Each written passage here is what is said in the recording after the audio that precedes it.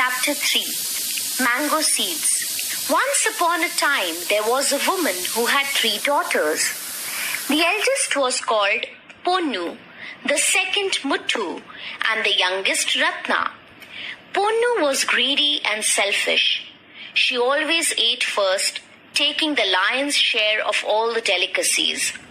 Muthu was vain and lazy. She spent most of her time in front of the mirror, preening herself.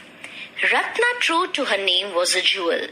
She was pretty and polite, honest and hardworking.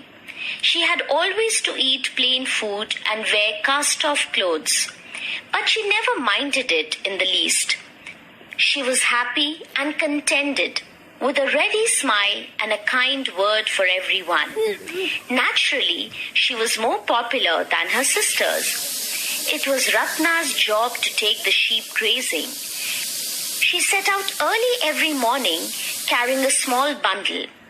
In it was some food, water, and a piece of mending.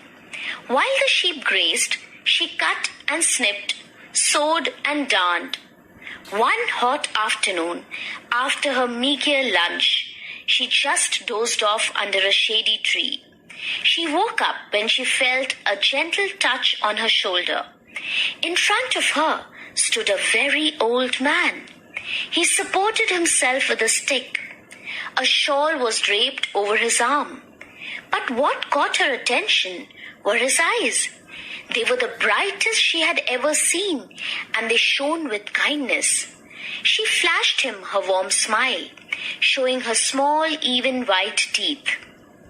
The old man returned her smile, causing several tiny wrinkles to appear at the outer corners of his eyes.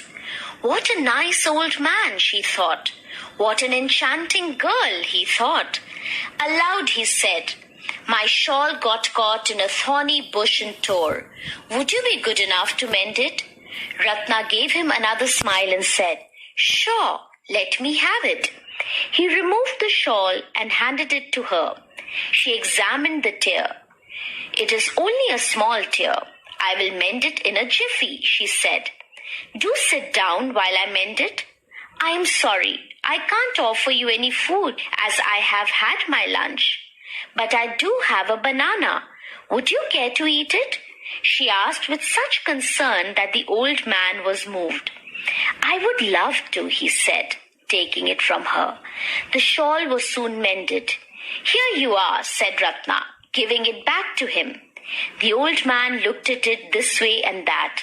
A frown creased Ratna's smooth forehead. "Isn't it all right?" she asked, sounding worried. "You have done a fine job.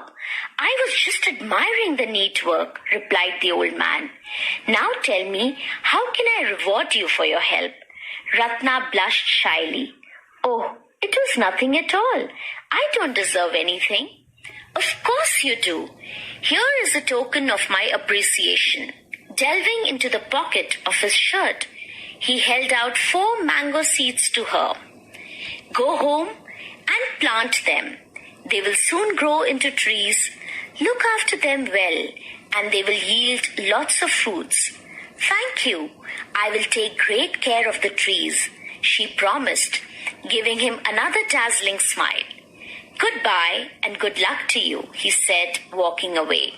When the sheep had enough grass to eat, Ratna rounded them up and took them home. After she had safely enclosed them in the pen, she shut the gate and went into the house. Her mother and sisters were seated in the hall. Ponnu, as usual, was munching something, and Muthu was, as usual, admiring herself in the mirror that hung over the wall. "Look what I got!" exclaimed Ratna, bubbling with joy. She showed them the mango seeds. "An extremely nice old man gave these to me because I mended a tiny tear in his shawl. Wasn't it kind of him?" She gave her sisters a seed each. Ponnu looked at the mango seed with disgust. "What is so wonderful about it?" she asked. "It is nothing but a useless seed." "I agree with you," said Muthu. "Of what good is it?" Both of them flung the seeds out of the window. Even though Ratna was used to their arrogance, she was dismayed at what they did. "Oh, how could you?" she cried in distress. "They are not useless. You don't know their worth." She ran out and picked up the 2 mango seeds. Going up to her mother, she said, "Take one, Amma.